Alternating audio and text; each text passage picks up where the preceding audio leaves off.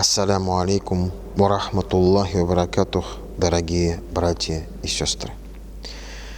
Среди разных новостей, которые мы сегодня слышим и видим, есть одна прекрасная новость. Это то, что скоро наступит месяц Рамазан.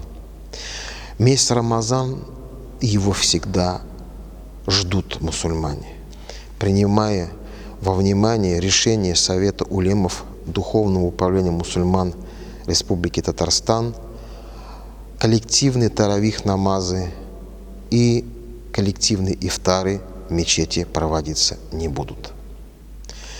Сегодня мы в своих домах произносим азан, встаем на молитву, впереди становится имам, это или отец семейства, или дед, бабай.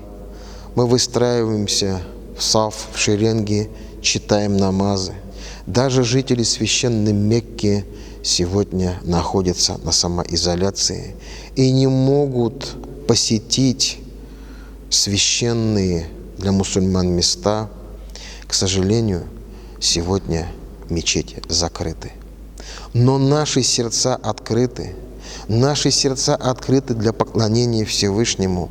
Наши сердца открыты для доброты и благих дел. 23 апреля вечером наступает месяц Рамазан. Это первый вечер таравиха. И этот намаз, таравих намаз, мы будем проводить дома в кругу семьи.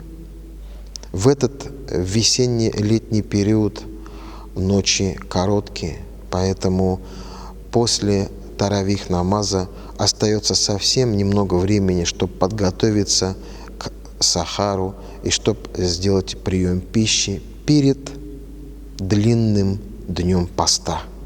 И после суеты рабочего дня мы возвращаемся к своим семьям, и вечером в кругу семьи мы организовываем ифтар, вечернюю трапезу, разговление после поста.